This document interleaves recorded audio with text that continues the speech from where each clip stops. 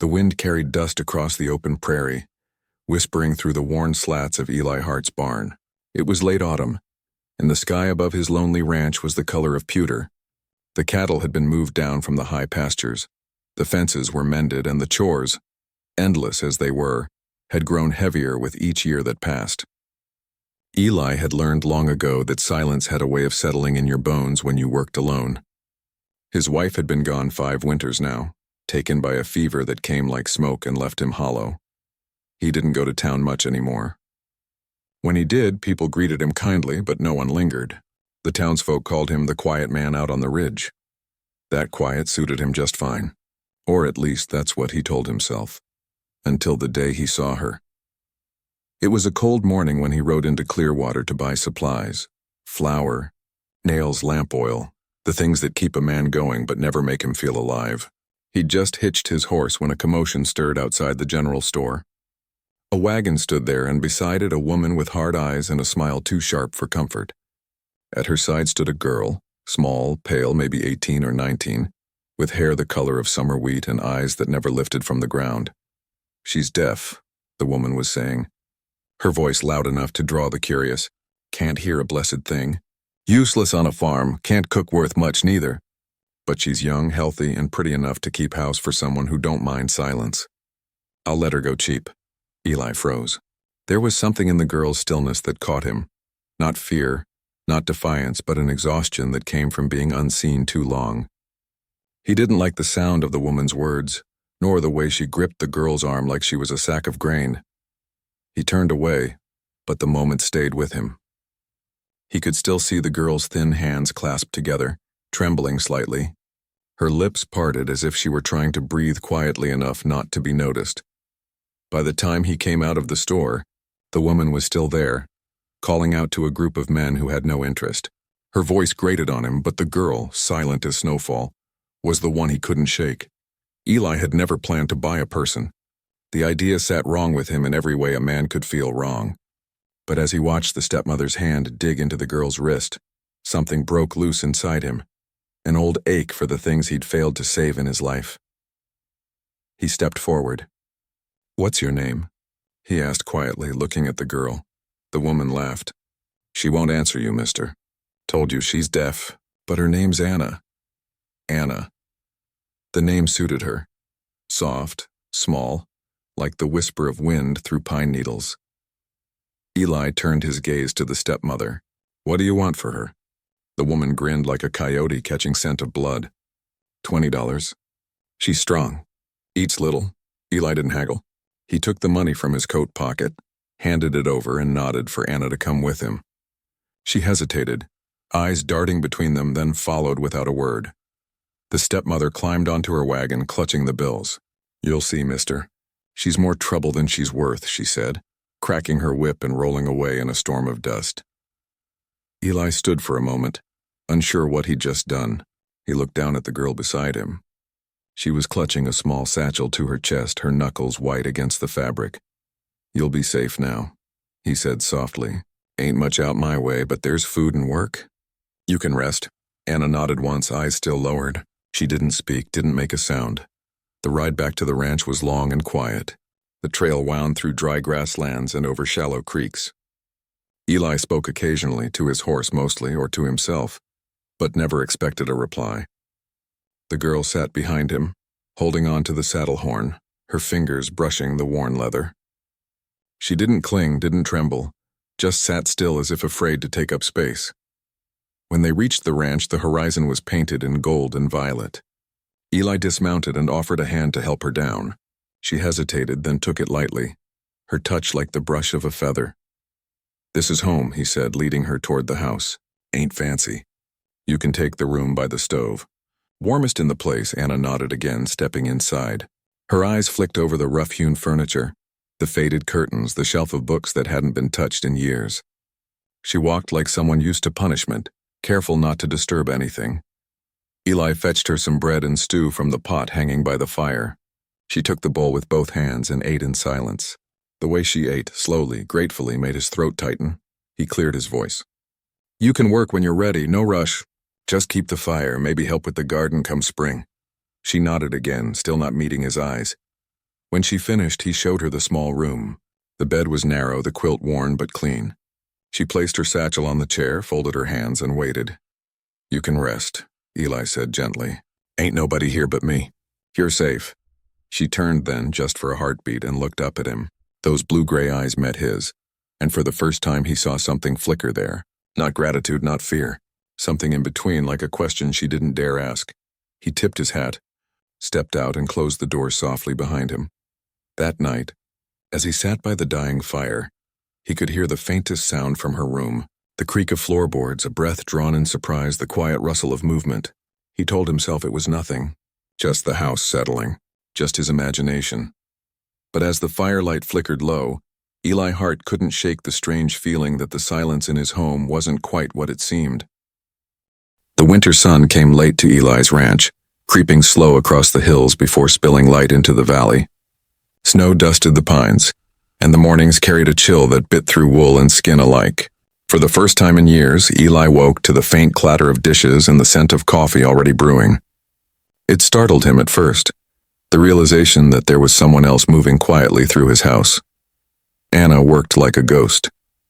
She rose before dawn, her feet soundless on the wooden floors. She didn't hum or sigh or make any noise at all, yet somehow Eli always knew where she'd been. The floors were swept, the hearth kept alive with warmth, the tools laid neatly by the door before he headed to the barn. She left small traces, a folded shirt here, a polished cup there, reminders that silence didn't have to mean emptiness. He tried talking to her sometimes. Not much, just enough to fill the quiet. "Cold morning," he'd say, or "got fences need mending today." She never answered, but sometimes she'd look up, meet his eyes for a fleeting moment, then nod. It wasn't conversation, but it felt like one. Over time they built a rhythm, unspoken, simple. He'd bring wood in from the barn, she'd feed the fire. He'd leave a list scratched on paper, and she'd have the work done before sunset. She seemed to understand more than he expected for someone who couldn't hear. One morning, while he was chopping wood, he caught her standing by the porch, watching the horizon. Her hair moved in the wind, golden against the cold gray sky. When she saw him looking, she lowered her gaze and turned back inside. It struck him then how small she was, how fragile, yet how steady. That night, as he washed up for supper, he noticed she'd left a small loaf of bread cooling by the window. The smell filled the cabin and soft, warm, alive. He hadn't smelled bread like that since his wife Clara was alive. Something in his chest ached. The days passed and Eli began to notice small things. Once, while he fixed the fence out by the west pasture, he called to his horse, "Easy, boy." And from across the yard, Anna looked up sharply. He told himself it was coincidence. Another time he dropped a wrench behind her in the barn. She flinched before the metal even hit the ground. He told himself not to think too much of it. Maybe she felt the vibration. Maybe it was nothing. But the thought stayed. That night, as the wind howled against the windows, Eli sat by the fire watching her mend a torn blanket. Her fingers moved quick and neat, her face calm in the flicker of the flame. "Anna," he said softly, "you been all right here?" She looked up, her expression unreadable.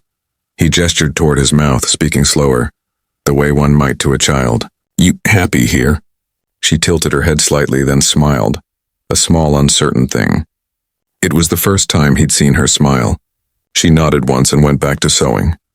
Eli sat back in his chair, staring into the fire. He told himself he'd done right by her, gave her a roof, food, peace.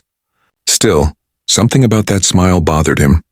It had looked practiced, like she'd learned it the way one learns a trick. Spring came early that year.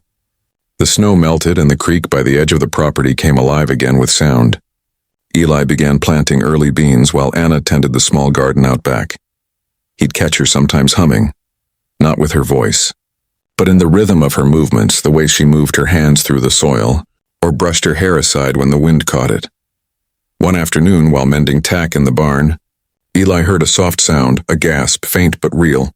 He turned and saw her standing at the door, a hand pressed to her chest. "Didn't mean to startle you," he said. Her eyes widened. Then too quickly she pointed to her ear and shook her head, reminding him, I can't hear, but he'd heard it. That small sound, and the kind a person makes when caught off guard. He didn't say anything. Just nodded and went back to work. But from that day forward, He began to watch her differently. The silence between them shifted.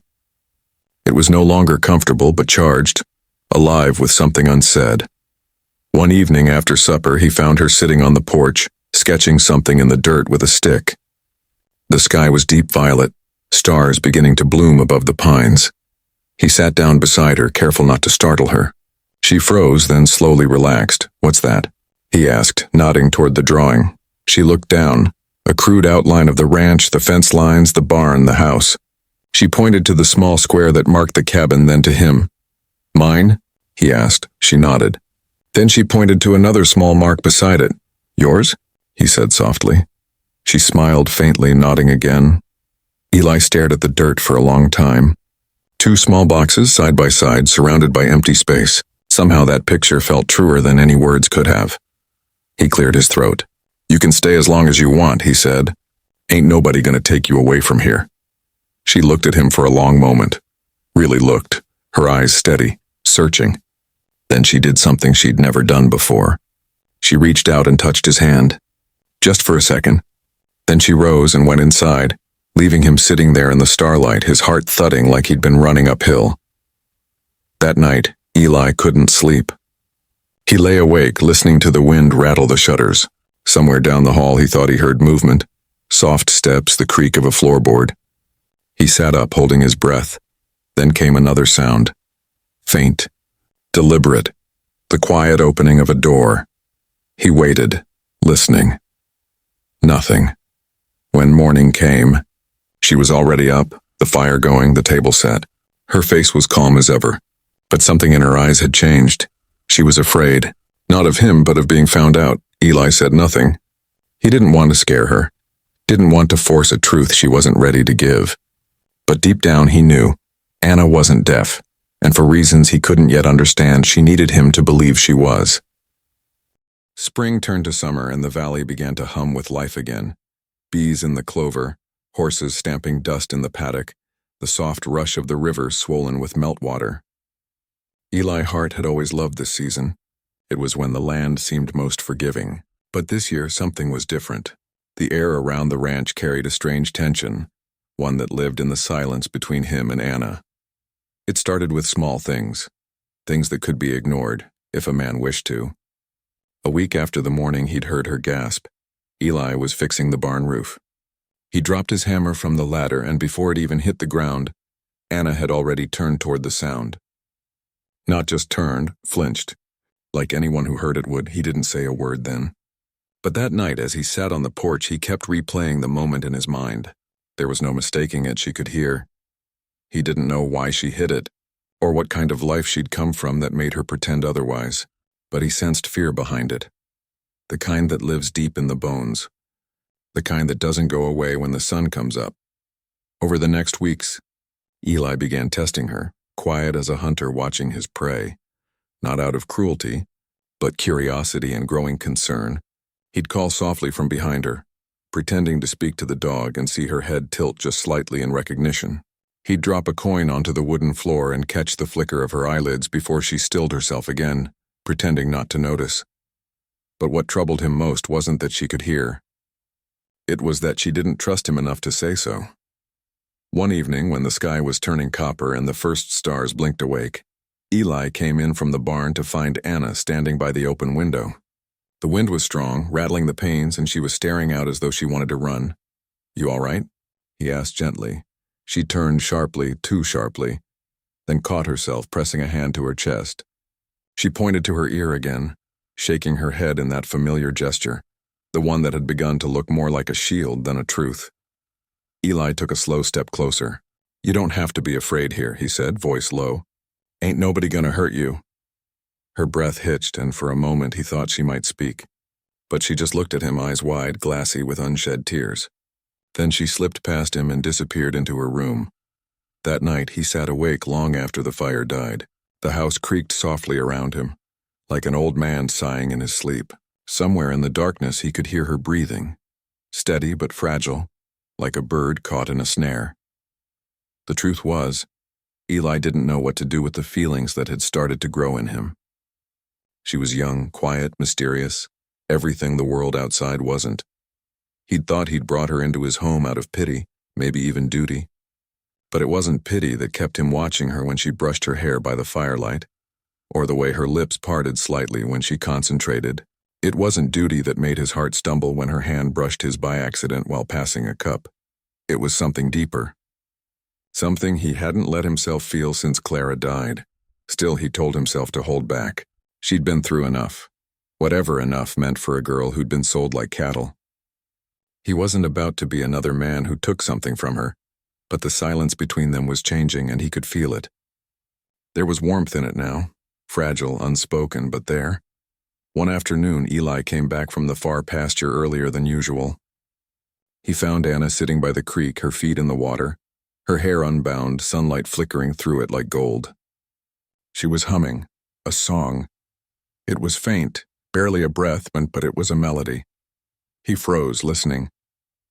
It was a tune he half recognized, one his wife used to hum when she hung laundry in the yard, something tender and old. Anna turned, and when she saw him, the color drained from her face. Her lips parted, her whole body stiffened. Eli took a step forward, slow and careful, like approaching a spooked horse. "It's all right," he said softly. "Ain't gonna hurt you." Her eyes filled with panic. "Please." The word came out broken, hoarse, the first sound he'd ever heard from her lips besides a gasp. Eli stopped. "You can talk," he said quietly. Tears spilled down her cheeks. She pressed her fingers to her mouth and shook her head.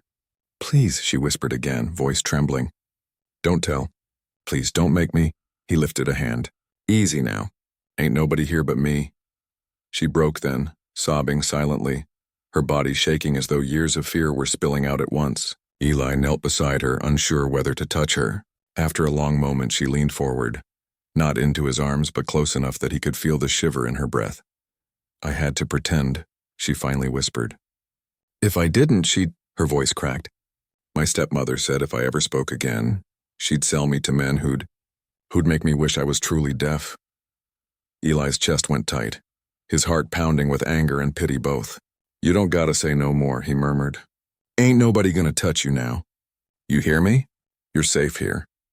Anna covered her face with her hands, crying harder, and this time the sound wasn't shameful. It was real, human, freeing. When she finally looked up, her eyes were different, softer, braver. "You knew," she said. Eli nodded. "Had my suspicions. Why didn't you tell me?" He gave a small smile. "Figured you'd tell me when you were ready." She blinked, tears still shining. "You're kind," she whispered. He shook his head. "Just tired of being alone." Something passed between them then, a kind of truth that needed no words at all. She reached out, hesitated, then laid her hand gently on his arm. His breath caught, and for a moment the world felt impossibly still. That night, they sat by the fire together, not as master and servant, not as rescuer and rescued, but as two souls who'd both been alone too long. She spoke in small bursts, halting but earnest, telling him pieces of her story, how her father had died, how the stepmother blamed her for debts, how pretending to be deaf had once saved her from something worse. Eli listened without interrupting, his heart breaking with every word. When she faltered, he poured her a cup of tea, his rough hands trembling. When she finally grew quiet, he said, "You ain't got to pretend no more. Anna, not here." She looked at him with something like gratitude, and then something else too. Something tender, unsure, and full of the kind of warmth he thought he'd never feel again. That night when he lay in bed, Eli could hear faint humming through the wall, a song carried softly, sweet and aching. It was the sound of trust, fragile and new. For the first time in years he slept peacefully, but deep down he knew peace in the frontier never lasted long. The world had a way of testing what was newly found, and soon both of them would face the storm that would either shatter their fragile bond or make it unbreakable. Summer deepened into that breathless golden stillness that comes before the storms. Each day began in warmth and ended in thunder rumbling somewhere behind the mountains. Eli and Anna had slipped into a new rhythm, gentler and fuller. Now that her voice had returned to the world, she spoke in a whisper, as though afraid the air might shatter it again. They talked in the evenings, about the weather, the crops, small things. Sometimes she asked about his wife, and he told her that Clara had been laughter itself, that the house had died a little the day she did. Anna listened with a tenderness that soothed him. Her words were hesitant but brave. Each one felt like another stone placed carefully on the bridge that had begun to form between them. Eli found himself smiling again. The loneliness that had followed him like a shadow began to thin. And yet, for all the peace between them, an unease crept through his chest whenever the wind shifted. The stepmother's wagon had vanished that day in Clearwater, but evil has a way of finding the good it's lost. It was late afternoon when the sky first began to darken. A bruise of clouds rolled over the hills and the air grew heavy. Eli had been repairing the north fence when he noticed smoke, not from his chimney but from beyond the ridge. His horse tossed its head uneasy. By the time he reached the house, the storm was close, and so was danger. A wagon stood at the gate, and on the porch, holding her skirts against the wind, stood the woman from Clearwater. "Well," she called, voice slicing through the air like a blade, if it isn't the quiet rancher himself. Eli's heart thudded once hard. Behind her stood a man, younger, broad-shouldered, the kind whose eyes carried no kindness. Anna came to the door, froze when she saw them. The color drained from her face, the woman's smile sharpened. "There's my dear girl. Thought you could just disappear, did you?" She stepped closer, eyes glittering. "I came for what's mine." "She ain't yours," Eli said quietly, stepping between them. The man beside her grinned. "Paid for her, didn't you? That makes her property, don't it? Now seems to me there's some profit still due." Eli's jaw tightened. "You sold her. You don't get to change your mind," the woman sneered. "I hear she's not deaf after all. Guess that makes her worth more now. Folks pay good money for a girl that can follow orders and sing." Anna flinched. Eli's blood went cold.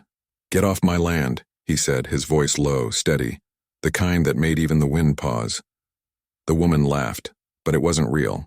"Oh, we'll leave, mister. Soon as I get what I came for." She lunged suddenly, grabbing Anna by the wrist. Anna gasped, the first sound of pure fear Eli had heard from her since that day by the creek. In a heartbeat, Eli moved. Rough, sure years of ranch work behind every motion. He shoved the woman back, his hand closing around her arm. The man swung at him. Eli ducked, the punch grazing his temple. They struggled, the porch creaking beneath their weight, thunder cracking overhead like the world itself was splitting. "Run, Anna," Eli shouted, but she didn't. Instead, she grabbed the old rifle from beside the door, the one Eli kept for coyotes, and pointed it with trembling hands. "Leave him alone," she cried, her voice breaking through the storm. The woman froze. The man stepped back, hands raised slightly. "Now listen here, girl, and I said leave," she screamed. Her voice shook, but the steel in it was real. "You have no right to me. Not anymore." Lightning split the sky, illuminating all their faces. The fury in the stepmother's eyes, the terror in Anna's, and the grim calm on Eli's. The woman's voice turned low, poisonous. "You think he'll protect you forever? You're nothing but—" The crack of thunder drowned the rest. When the light returned, she was gone, stumbling toward the wagon, her companion cursing as he followed. They climbed aboard, wheels spinning in the mud as the storm finally broke open. Rain fell hard, drumming the roof, soaking Eli and Anna where they stood. For a moment, neither moved. Then the rifle slipped from Anna's hands, clattering to the floor. Eli caught her as her knees gave way. "It's over," he murmured. "You're safe now." But she shook her head, tears mixing with rain. "It's not over. She'll tell people I lied. They'll think you tricked them, that you bought me for—" Her voice broke. "I've ruined everything." Eli brushed wet hair from her face, his thumb gentle against her cheek. "You ain't ruined anything. You did what you had to, and I'd buy you 1,000 times over if it meant keeping you from her." Anna looked up at him. Truly looked. The world seemed to still thunder, softening to a distant hum. She reached out, fingers trembling, and touched his chest. "You don't know what that means to me." "I reckon I do," he said softly. "'Cause I know what it feels like to have nobody left." Something in her broke then, not in pain but release. She leaned into him, arms wrapping around him as if anchoring herself to the only solid thing in her life. Eli held her, rain soaking them both until the storm's fury faded into a soft, steady drizzle. That night he built up the fire until the room glowed warm and gold. Anna sat wrapped in one of his blankets, hair damp, eyes hollow from crying. "You think they'll come back?" she asked quietly. He shook his head. "No. Folks like that don't fight the law when they know they're wrong."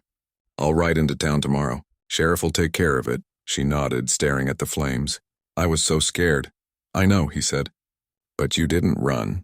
You stood your ground. I only did what you would have done, he smiled faintly. You did more than I could have.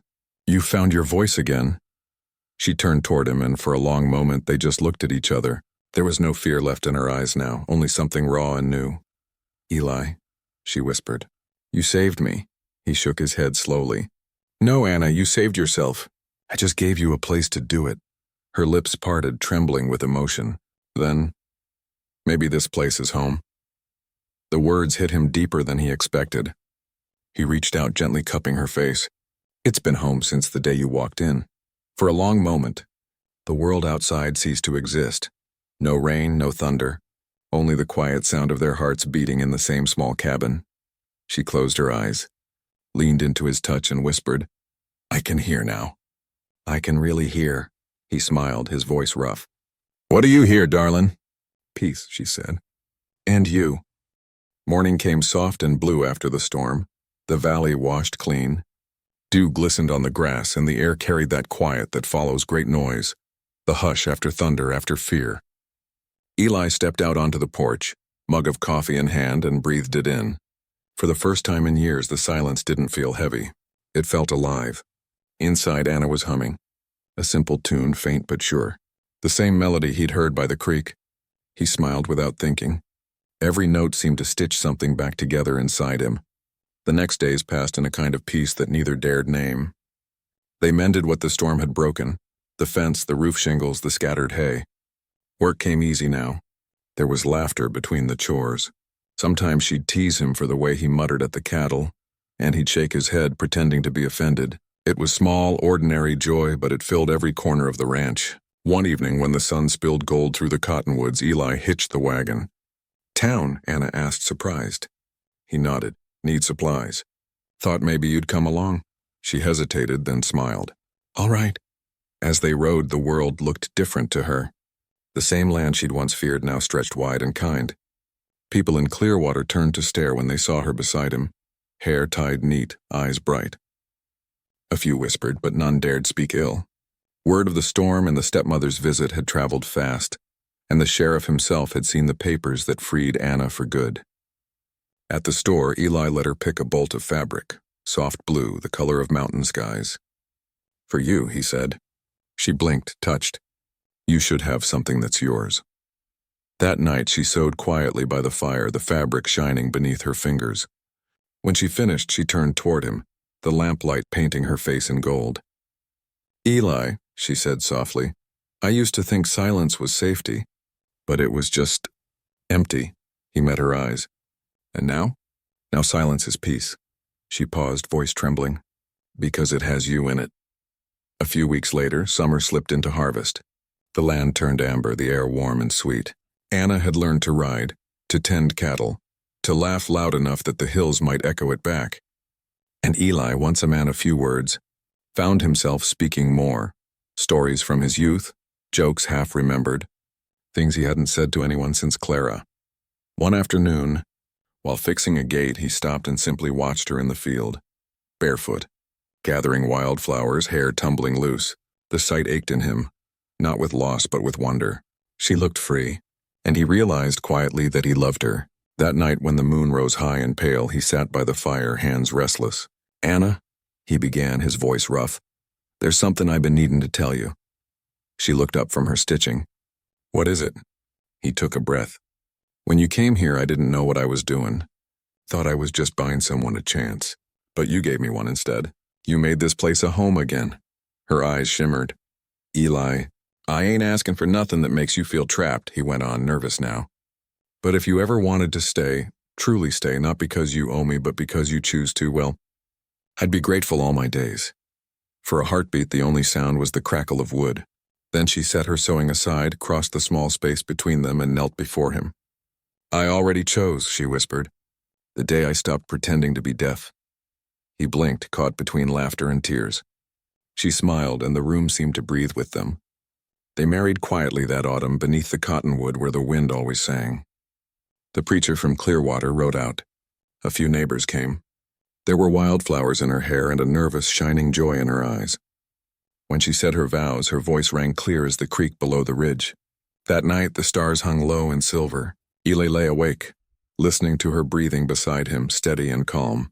For years he'd lived in silence, but now every sound, the chirp of crickets, the rustle of wind, the soft sigh when she turned in sleep, felt like music. He reached over, brushed a strand of hair from her face, and murmured, "You hear that?" She stirred, smiling without opening her eyes. "What?"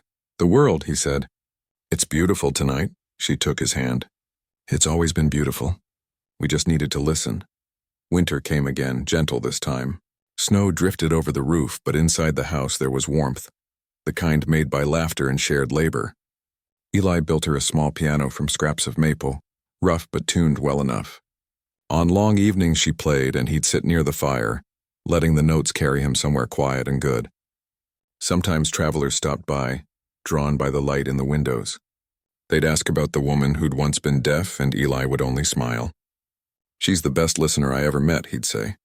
And Anna would laugh bright as bells. Years later, when the ranch was larger and their hair touched with silver, folks still spoke of the lonely rancher who'd bought a deaf girl and found, instead, the sound of love. They said you could always tell where their house was, even on the windiest nights, because music, real, tender living, floated from the porch and out across the plains. Eli would sit there sometimes, watching the sunset blaze over the hills and think of all the silences that had once filled his life. The silence of grief, the silence of fear, and now the silence of peace. He'd glance at Anna, still humming as she rocked beside him, and smile. "Funny thing," he'd say. "All those years I thought silence meant being alone." Anna would reach for his hand. "Maybe it just meant you were waiting to hear the right heart." And as dusk settled, they'd sit together, the world hushed around them, the sound of love steady and sure, something neither wind nor time could ever take away. End of story. Please subscribe me.